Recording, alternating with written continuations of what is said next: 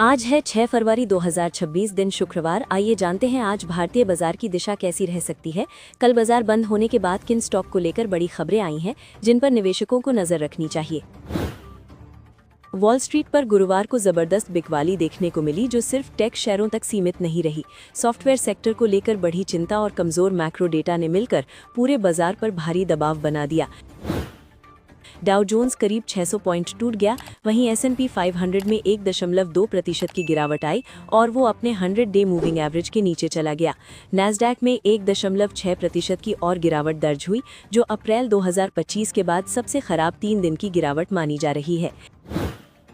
इस तेज गिरावट की वजह से बड़ी टेक कंपनियों का मार्केट कैप इस हफ्ते अकेले नैस्डैक में ही $1 ट्रिलियन से ज्यादा घट चुका है। निवेशकों का भरोसा बुरी तरह हिला हुआ दिख रहा है। US डॉलर इंडेक्स लगातार मजबूत हो रहा है और अब 98 के करीब पहुंच चुका है।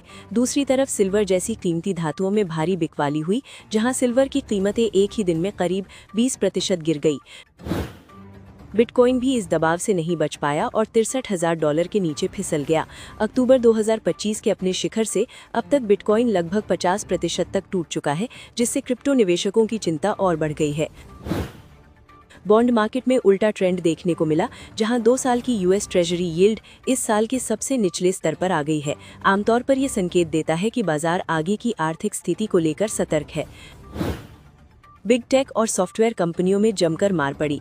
Amazon के शेयर नियमित ट्रेडिंग में 4.5% गिरे और बाद में आफ्टर आवर्स में करीब 10% और टूट गए, क्योंकि कंपनी ने कमजोर नतीजों के साथ $200 बिलियन के खर्च का प्लान बताया।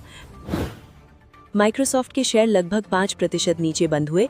एनवीडिया करीब 1.5% टूटा और बाकी टेक दिग्गजों ने भी इसी तरह की कमजोरी दिखाई, यानी पूरा टेक सेक्टर एक साथ दबाव में आ गया। मैक्रो फ्रंट से आई कमजोर खबरों ने माहौल और बिगाड़ दिया। दिसंबर में US जॉब ओपनिंग्स 2020 के बाद सबसे निचले स्तर पर आ गए, जो इकोनॉमी की सुस्ती की ओर इशारा करता है।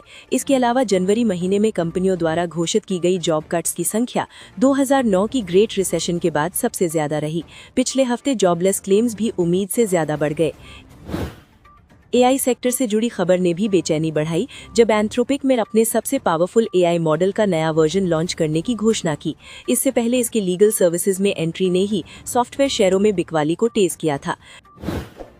डर का पैमाना माना जाने वाला CBOE विक्स उछलकर 22 के ऊपर चला गया, जो साफ बताता है कि बाजार में घबराहट बढ़ रही है। वहीं iShares expanded tech software ETF एक दिन में करीब 5% टूट गया। आज निवेशकों की नज़र US ईरान बातचीत पर टिकी हुई है, जो ओमान में होनी है। इसी उम्मीद में तेल की कीमतों में पहले से ही नरमी देखने को मिल रही है। US जॉब्स रिपोर्ट जो आज आने वाला था, अब आंशिक शटडाउन खत्म होने के बाद 11 फरवरी को जारी किया जाएगा। इस डेटा पर आगे की बाजार दिशा काफी हद तक निर्भर कर सकती है। इंडियन कंपनियों के ADR में मिला जुला रुख रहा। इन्फोसिस ADR में हल्की तेजी दिखी। विप्रो ADR थोड़ा कमजोर रहा, जबकि ICICI बैंक ADR और HDFC बैंक ADR में ज्यादा बड़ा बदलाव देखने को नहीं मिला। ट्रैवल और अन्य सेक्टर की बात करें तो मेक माई ट्रिप के शेयरों में अच्छी मजबूती दिखी, जबकि रोडजेन और यात्रा ऑनलाइन जैसे शेयरों में 10 अंकों की गिरावट दर्ज की गई, जो जोखिम भरे माहौल को साफ दिखाती है। इंडियन स्टॉक मार्केट गुरुवार को एकदम साइडवेज मूड में नजर आया। निवेशक नए घरेलू संकेतों का इंतजार करते दिखे। इसी वजह से बाजार में ना तो बड़ी खरीदारी हुई और ना ही तेज बिकवाली। निफ्टी पूरे दिन एक सीमित दायरे में फंसा रहा और ऊपर या नीचे किसी भी तरफ ठोस ब्रेकआउट नहीं दे पाया। एनालिस्ट्स का मानना है कि फिलहाल इंडेक्स कंसोलिडेशन मोड में है और यही ट्रेंड आगे भी जारी रह सकता है। गिफ्ट निफ्टी अभी 25,558 पर है, जो कारोबारी दिन की कमजोर शुरुआत का संकेत दिया। गिफ्ट निफ्टी पर निफ्टी फ्यूचर्स करीब 100 पॉइंट से ज्यादा नीचे 25,558 के आसपास ट्रेड करता दिखा, जिससे सुबह के सेशन में दबाव बन सकता है। टेक्निकल नजरिए से 25,480 से 25,500 का जोन निफ्टी के लिए अहम सपोर्ट माना जा रहा है। वहीं अगर इंडेक्स ऊपर की ओर 25,875 के आसपास जाता है तो वहां से मुनाफा वसूली देखने को मिल सकती है। एक्सपर्ट्स के मुताबिक निफ्टी के लिए 25,500 से 25,530 का जोन फिलहाल मजबूत सपोर्ट है, जबकि ऊपर की ओर 25,750 से 25,850 रेजिस्टेंस बना हुआ है। अगर 25,800 के ऊपर मजबूती आती है तो निफ्टी 25,950 से 26,100 की तरफ बढ़ सकता है। निफ्टी का पुट कॉल रेशियो कल घटकर 0.81 पर आ गया, जो पिछले सेशन के 1.07 से कम है। आम भाषा में कहें तो पीसीआर का 0.7 से ऊपर रहना बाजार में तेजी की उम्मीद दिखाता है, लेकिन इसमें गिरावट आना ये संकेत देता है कि बुलिश सेंटिमेंट थोड़ा कमजोर पड़ा है और फिलहाल बाजार में सावधानी का माहौल बना हुआ है। बैंक निफ्टी भी आरबीआई पॉलिसी के दौरान फोकस में रहेगा, क्योंकि लिक्विडिटी से जुड़े फैसले इसकी दिशा तय कर सकते हैं। 59,800 के आसपास सपोर्ट दिख रहा है, जबकि 60,300 से 60,400 का जोन ऊपर की ओर बड़ी रुकावट माना जा रहा है। इंडिया विक्स, जो बाजार में दर का पैमाना माना जाता है, उसमें हल्की राहत दिखी। ये 0.7% गिरकर 12.17 के स्तर पर बंद हुआ, जिससे पता चलता है कि घबराहट फिलहाल ज्यादा नहीं है। एफआईआई और डीआईआई के आंकड़े भी बाजार की चाल को समझने में अहम रहे। फॉरेन पोर्टफोलियो इन्वेस्टर्स ने गुरुवार को करीब 2,150 करोड़ रुपए के शेयर बेच दिए, जबकि डोमेस्टिक इंस्टीट्यूशनल इन्वेस्टर्स ने 1,130 करोड़ रुपए की खरीदारी की। रुपए ने डॉलर के मुकाबले हल्की मजबूती दिखाई। भारतीय रुपया 13 पैसे मजबूत होकर 90.34 पर बंद हुआ, जिसमें कमोडिटी कीमतों में गिरावट और ट्रेड डील को लेकर उम्मीदों का सपोर्ट रहा। हालांकि आगे की तेजी अभी साफ नहीं है। शुक्रवार को रिजर्व बैंक साल 2026 की पहली पॉलिसी समीक्षा पेश करेगा और बाजार को उम्मीद है कि ब्याज दरें फिलहाल स्थिर रह सकती हैं। ऐसे में निवेशक आरबीआई के बयान से ग्रोथ, महंगाई और आगे चलकर दरों में कटौती को लेकर संकेत समझने की कोशिश करेंगे। नीतिगत फैसलों के साथ साथ नतीजों का सीजन भी जोरों पर रहेगा, क्योंकि शुक्रवार को 200 से अधिक कंपनियों के रिजल्ट आएंगे।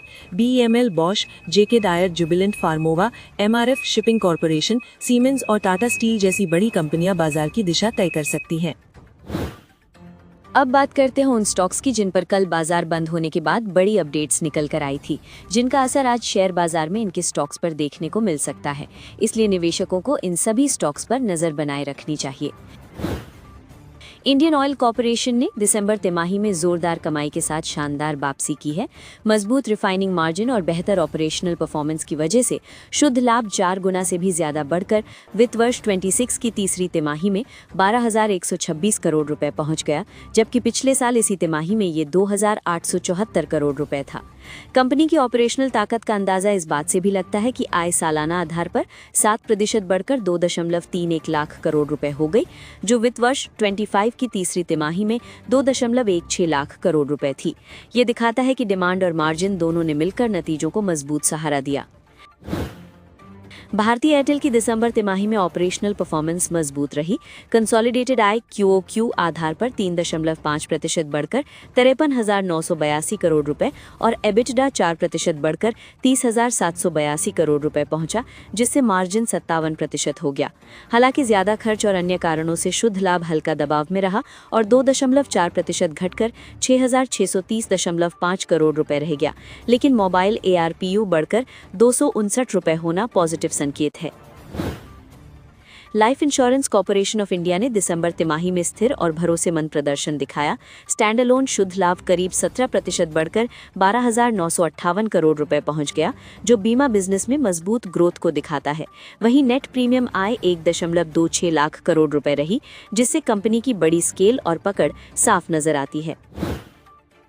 टाटा मोटर्स पैसेंजर व्हीकल्स के लिए तिमाही चुनौतीपूर्ण रही, जहां 3,486 करोड़ रुपए का शुद्ध घाटा दर्ज हुआ, जबकि पिछले साल इसी तिमाही में मुनाफा था। अच्छी बात यह रही कि राजस्व 25% और एबिटडा 4% बढ़ा, हालांकि मार्जिन घटकर 4.5% रह गया। मैनेजमेंट को भरोसा है कि घरेलू बाजार से बेहतर संकेतों के चलते अगली तिमाही में रिकवरी दिख सकती है। FSN ई-कॉमर्स वेंचर्स यानी नायका की पेरेंट कंपनी ने Q3 में शानदार ग्रोथ दिखाई। शुद्ध लाभ 26 करोड़ से बढ़कर 66.3 करोड़ रुपए हो गया, जबकि आय करीब 27% बढ़कर 2,873.3 करोड़ रुपए रही। एबिटडा और मार्जिन में तेज सुधार से ये साफ है कि कंपनी की ऑपरेशनल एफिशिएंसी मजबूत हो रही है। मज़ागॉन डॉक शिप बिल्डर्स ने तीसरी तिमाही में मजबूत एग्जीक्यूशन का फायदा उठाया। शुद्ध लाभ 9% बढ़कर 879.8 करोड़ रुपए और आय 14.6% बढ़कर 3,101 करोड़ रुपए रही। हालांकि इनपुट कॉस्ट बढ़ने से एबिटडा मार्जिन 26% से घटकर 24.6% पर आ गया, फिर भी कुल मिलाकर प्रदर्शन स्थिर रहा। हिटाची एनर्जी इंडिया ने दिसंबर तिमाही में दमदार नतीजे पेश किए। शुद्ध लाभ करीब 90% उछलकर 261.4 करोड़ रुपए पहुंच गया और आय भी 28.5% बढ़कर 2082.2 करोड़ रुपए रही। मजबूत ऑगर और बेहतर ऑपरेशंस के चलते एबिटडा भी अच्छे स्तर पर रहा। Aditya Birla fashion and retail के लिए तिमाही कमजोर रही। शुद्ध घाटा बढ़कर 152.2 करोड़ रुपए हो गया। हालांकि आय में करीब 8% की बढ़त देखने को मिली। खर्च बढ़ने के कारण एबिटडा मार्जिन पिछले साल के मुकाबले घटकर 13% पर आ गया। एस्ट्रल लिमिटेड के नतीजों में मिक्स्ड ट्रेंड दिखा। आय और एबिटडा में अच्छी बढ़त के बावजूद शुद्ध लाभ 5.5% घटकर 107.7 करोड़ रुपए रह गया। मार्जिन भी हल्का फिसलकर 15.4% पर आ गए, जिससे लागत का दबाव नजर आता है। भारतीय हेक्साकॉम लिमिटेड ने Q3 में शानदार ग्रोथ दर्ज की। शुद्ध लाभ 81.7% बढ़कर 473.7 करोड़ रुपए पहुंच गया, जबकि एबिटडा और मार्जिन दोनों में सुधार देखने को मिला। टेलीकॉम बिजनेस में मजबूत पकड़ इसकी बड़ी वजह रही। एनसीसी लिमिटेड के लिए दिसंबर तिमाही कमजोर साबित हुई। शुद्ध लाभ 36.6% घटकर 122.5 करोड़ रुपए और राजस्व भी करीब 9% गिरा। प्रोजेक्ट एक्सिक्यूशन और लागत से जुड़ी चुनौतियों का असर सीधे नतीजों में दिखा।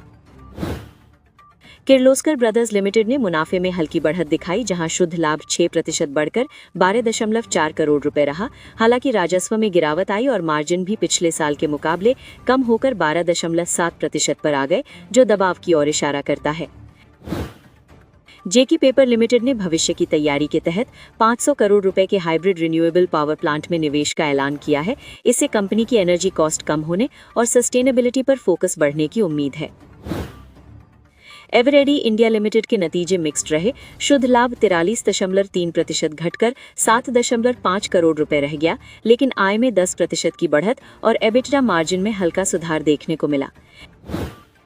HPL electric and power limited ने Q3 में मजबूत ग्रोथ दिखाई। शुद्ध लाभ 8.3% बढ़ा, आय करीब 21% बढ़ी और एबिटडा मार्जिन भी 15.2% तक सुधर गया।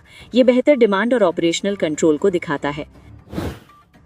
कृष्णा डायग्नोस्टिक्स के लिए तिमाही दबाव भरी रही। शुद्ध लाभ 21.7% घटकर 15.2 करोड़ रुपए और आय में भी गिरावट आई। एबिटडा और मार्जिन में हल्की कमजोरी से हेल्थ केयर बिजनेस में चुनौतियां साफ नजर आईं। KNR कंस्ट्रक्शंस लिमिटेड के लिए Q3 काफी चुनौतीपूर्ण रहा। शुद्ध लाभ 59% गिरा, साथ ही आय और एबिटडा दोनों में तेज गिरावट दर्ज हुई। प्रोजेक्ट स्लोडाउन और लागत से जुड़े दबाव इसका बड़ा कारण रहे।